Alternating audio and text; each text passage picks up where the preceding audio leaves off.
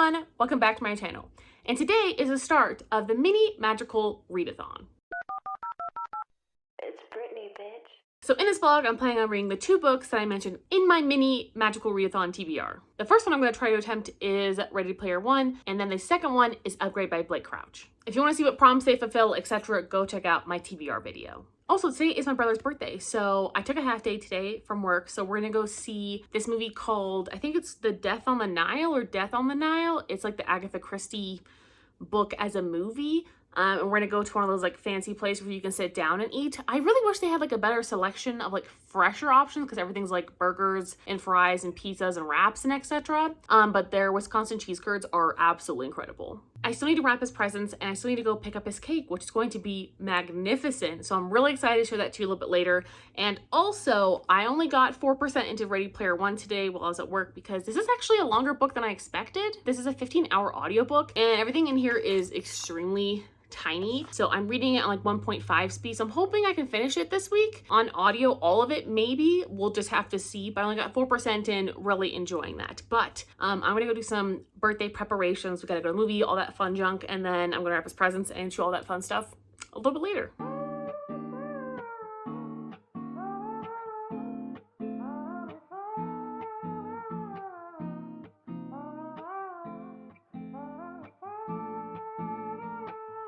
Okay, so I wanted to show you guys what I got for Tyler's birthday. So I got him this Adidas sweatshirt from Costco. They finally found one in the size and the color he wanted, and he was so excited. So here he knows this is coming, but he's still very happy about it. Now this is a surprise, and if you know, you know.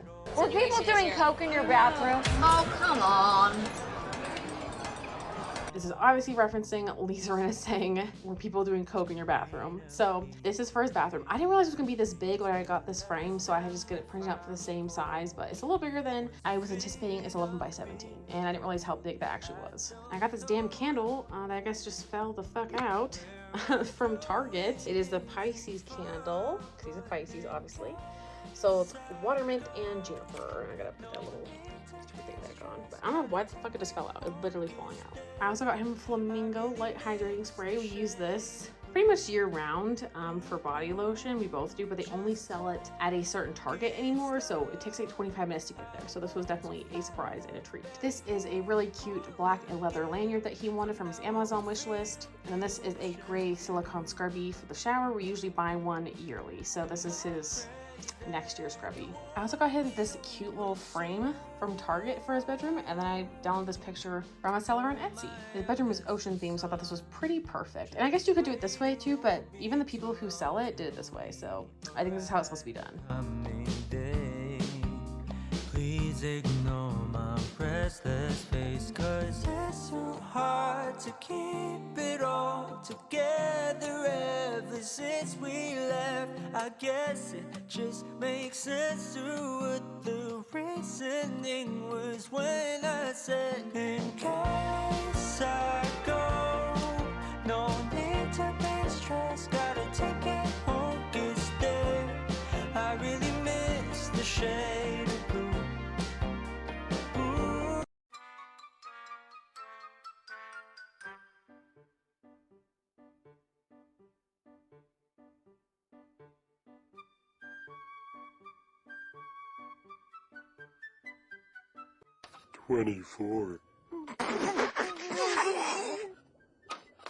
Hey, Patrick. What? I thought of something funnier than 24. Let me hear it. 25.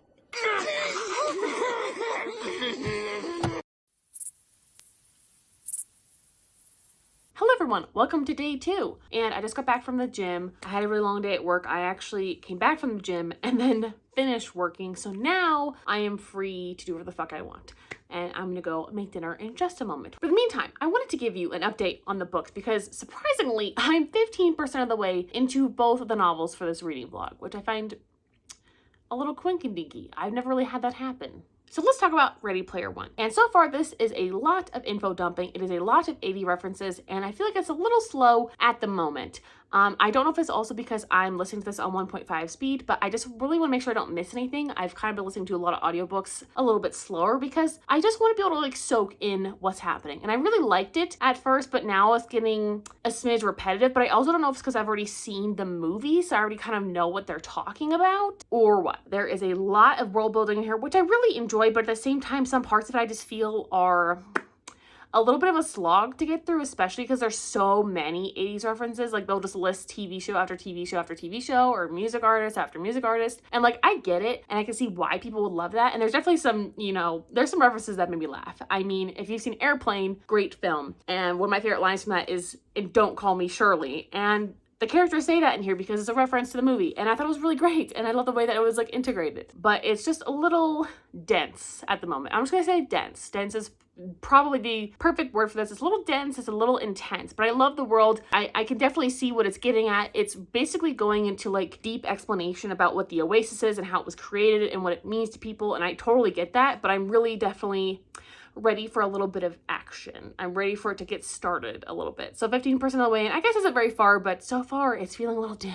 And for Upgrade by Blake Crouch, really enjoying this. I'm surprised I even got 15% of the way in because I actually finished another book last night for a totally different reading vlog. And I still got 15% of the way into this one. So our main character, Logan, he basically works for like, I'm gonna call it the FBI of like genes, where like they basically police people to ensure that they aren't creating like gene things that can like replicate in the human body.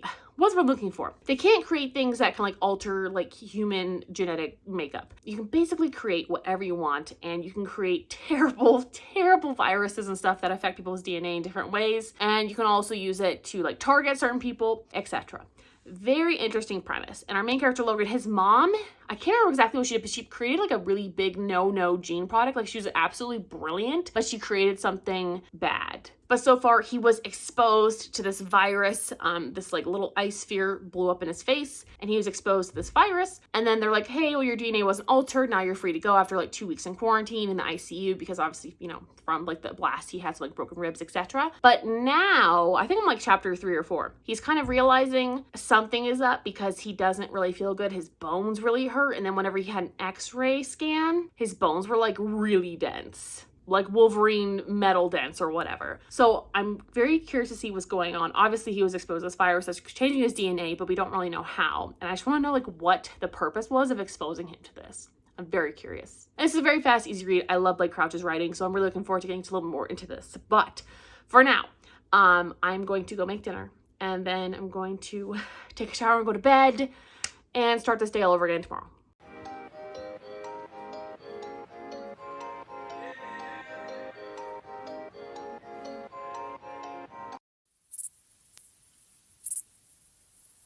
Hello, welcome to day 3. We just got back from the gym. You're probably gonna see that a lot. I go to the gym every single day during the week. I try to go 5 to 7 days a week depending on how I'm feeling. So I go every single day during the week. So I just got back. I'm really sweaty and gross. And guess what? I actually got a little bit farther into both books, but I am kind of surprised I haven't finished one yet because in my TBR video, I was very confident that I was going to be able to finish one of these books within like 1 to 2 days. And I think it's also because I didn't realize how long the Ready Player One audiobook actually is. It was like 15, 16 hours. And so it's taking me a lot longer than I expected because it's such a longer book than I anticipated. But I am 35% of the way into this bad boy as of right now. And basically Halliday, like the Oasis creator, he hid all these different clues. And if you find all the clues and like open all the different gates and get the keys, etc., you'll win his like $200 billion fortune thing. That is very tempting for a very poor boy who lives in a trailer park in Oklahoma City. So completely understand the motive. And there's just so many 80s references. I just feel like I still can't like listen to this any faster in audio just because I don't want to miss anything. But I do really love the audiobook narrator. He's doing an incredible job. And I am enjoying it. I just feel like this book is so dense. Like I just feel like in a lot of ways, like so much has happened, but nothing has happened. And it's so intense and there's so many different like levels of like what's going on and so many explanations of how the Oasis works on top of all the different 80s references. But I like that things are at least are explained because I hate that about world building whenever things are left out and you're like, what is going on? Like I totally understand what's happening, but it's just taking me a lot longer to get through this than I anticipated. But tomorrow I only have one meeting. So tomorrow's kind of like my game day to finally finish this book because on Friday, I don't have any meetings, which is great, but I'm actually covering 2 other people. So I'll be covering 3 different email boxes. mine and theirs. So I definitely want to get this done as soon as possible, so that way I don't like have to listen to it on audio to finish it. And not that there's anything wrong with the book. I think the book is fine, but I'm trying to keep my nights for the other book and my days for this book. So now for Upgrade by Blake Crouch, I am 40% of the way into this one, which is great. And I can't really tell you too much else about this book because obviously it is a sci-fi thriller and there's been already a couple of plot twists, but I can explain what happened with his mother. So yesterday I explained that his mother did something really bad with gene editing. Now we know what it is. So what happened is she was actually trying to like genetically modify locusts to like basically like modify the grain that they were feeding off of, and it was supposed to like make it was supposed to change something for the better. It didn't. It started the Great Famine or the Great Starvation or whatever they call it, and 200 million people died. That's a lot. And it makes a lot of sense now why he feels so much guilt because he was involved. He was like 22 and a grad student and he was helping his mom in her lab, and they released these locusts and he was there and he was like really happy and proud. And then all of a sudden they started like basically gene editing the grain so it stopped growing, and then it literally caused a huge starvation across the entire globe. That is so heavy. And it's no wonder that he started working for the GPA or like the Gene Protection Agency, which is what he works for, because he feels guilty. And that's a big part of why he's even in this line of work, even though he doesn't like it. He's trying to like make up for his crime basically, and he also went to prison for it, which I find crazy because not like they even did it on purpose, but they still had to go pay the price. So that's all I can tell you about this so far. Especially with the thriller, there's a couple of plot twists. We got some stuff going on, but I always love his writing. It's really fast paced. There's definitely been a couple of shockers. I want to tell you so bad, but I don't want to ruin this book. But there've been some really good plot twists where I can't tell you. Anyway, my grandmother sent my brother some dinner for his birthday, which sounds weird, but she literally sent like a Harry and David's meal or something. So we're gonna have a delicious dinner. I'm gonna go start that right now. Maybe I'll listen to Ready Player One a little bit while I'm making dinner, and we'll see how far I can get.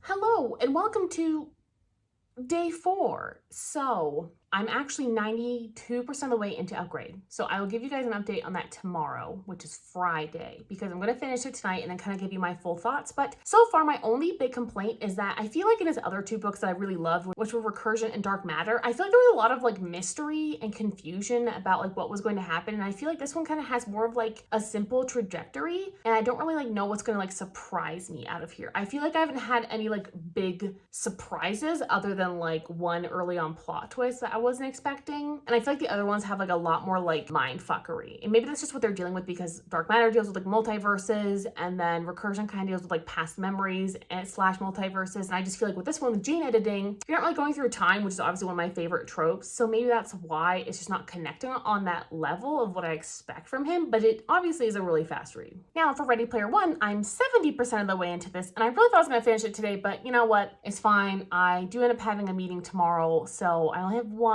So hopefully I'll be able to finish this book tomorrow on audio, and I'm really enjoying it. I just feel like this book is still really dense, and there's been like whole chapters of him like describing him in his apartment and his daily life, which I guess can be interesting in some parts because it is well explained, but it's almost like overly explained where I feel like it like stilts the plot a little bit. I'm still very interested in the story. I still enjoy listening to it. I just feel like some of those parts, not that they're less interesting, but they're kind of bogging down the narrative a little bit, but they're never like bad that I want to put the book down or anything. I'm still very intrigued. I'm just like, why do I need to know every little thing? Like, why do you need to know that you gained and lost weight and you did all this stuff? Like, I just feel like he could have skipped certain chapters, you know what I'm saying? And that's just my only big critique of this at the moment. I just feel like he's writing a little bit too much for what we're getting. But I'm really enjoying the race. I'm really enjoying like the clues, and you know, it's kind of getting a little deadly. People have died trying to go after this jackpot. And I think that's a really interesting concept. And I'm really curious to rewatch the movie, which I plan on doing this weekend. And I just want to know how like close it is to the book. Anywho, it's St. Patty's Day, which is why I'm wearing like my only fucking green. And I'm gonna go make some bangers and mash. And traditionally, I can actually go get Irish bangers from this one store here in Albuquerque, but when I went there, she said she forgot to fucking order them. Oh, and by the way, when I was on my way there, my windshield was shattered by a rock, so I have to go get that fixed tomorrow morning, and I'm not gonna lie, I'm really fucking pissed. I have to drop $500 on that. At least I have a deductible of $500 instead of, you know, $1,000 because I have to pay for the whole fucking thing myself. But anyway, I'm still really pissed about that. For today, it's St. Patty's Day. We're gonna make the bangers and mash, have some Guinness, and then I'm gonna do a lot of editing because I have a lot of editing to catch up on. And that's what's happening today. And you know what I realized, by the way? I do read books quite quickly, but especially since I'm filming every single day, which I usually don't do, I just feel like I'm reading my books really slowly. But in all honesty, 2 books in like a 4-day period, I think is pretty impressive by most people's standards. So there's that from me.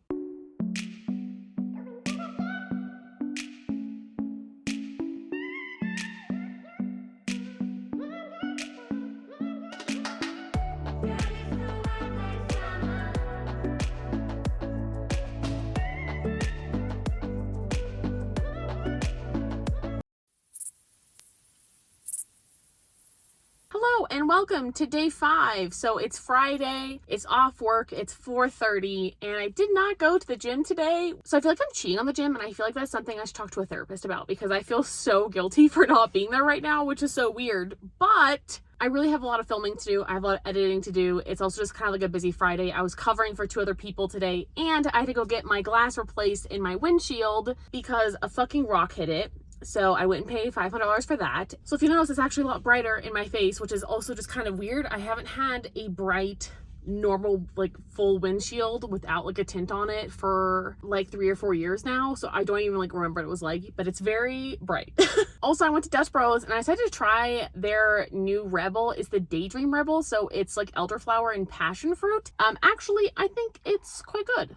Why am I getting an energy drink at 4:30 in the afternoon? I don't know, but it sounded really good. Not that I need it particularly, but I was really craving that, like, this kind of a flavor. I wanted something like really bright and juicy, and this just kind of fulfilled that. So anyway, I ended up finishing both books last night, and I didn't expect to finish them last night. I honestly expected me to finish them maybe on Saturday, but I finished them early. So technically I started reading them both on Monday, but even on Monday I finished a 3rd book for a different reading vlog. So I basically read 3 books within like 4 days. Like, I'm pretty impressed with that. So let me start with Upgrade. So I think I'm gonna give this one 3 stars. I think I'm gonna round it up to 3.5 stars, but honestly, like, this is probably one of my least favorite Blake Crouch, and it's not because like the idea is bad. The first 50% of this was amazing, like it was incredible, but for some reason the last 50% was just kind of lacking. Something about it just didn't have the same fervor as the first 50%. I think it's because after he got like upgraded, he was like almost so perfect that it was like annoying, and he just became so frustrating as a character that he just wasn't, like, he was growing, but he wasn't actually like evolving or having any like big character growth past what he originally was. I don't know. He was just like so perfect. It was annoying. And then like constantly there was so much DNA science stuff in here that like my brain just kind of glossed over it. It was just kind of frustrating that it was included like to that length though. It was just kind of like info dumpy and a little too science heavy to the point where like I just didn't really feel like it was needed. Also, the plot kind of slowed down on that point. And then the ending I actually really didn't enjoy. It was really confusing because they're basically in a building and he's like just spouting off like the number of the levels of the building. And it just like the action sequences of that did not work for me. It really didn't. But what did work for me was the epilogue, which I thought was really well done. It was very sweet, very heartwarming, very charming. It kind of gave me like a good feeling about the book, even though I really hated the ending and it just did not really work for me. Like, it was just like the way it was written. It wasn't like what was actually happening was bad. It was like the way parts of it were written were bad. Like, after like there was a train scene that I really enjoyed. After that, I was like checked out. I think this has already been bought by like a movie studio or something, and I think this would be a fantastic adaptation. I don't know. I just like wish this book had more of like a purpose, if that makes sense. I just feel like his other books had so many more like plot points or something. I feel like this was very like one note, but I also really liked like the climate change aspect and how he was like describing climate change and how the world had changed without like saying too much. Like, it's just hard because I really love the way he writes. I feel like just the last half of the book just did not work for me, and then I really like the epilogue. So it's just kind of like a hard thing. So that's why I'm not rating it like poorly. I really do think it's still a recommendation I would give people for sure. It's just not my favorite Blake Crouch. I think my favorite one, honestly, I don't know. Recursion or Dark Matter are both really, really strong contenders for that. So I'd have to reread them and then give you my final opinion. But I think honestly Upgrade's probably my least favorite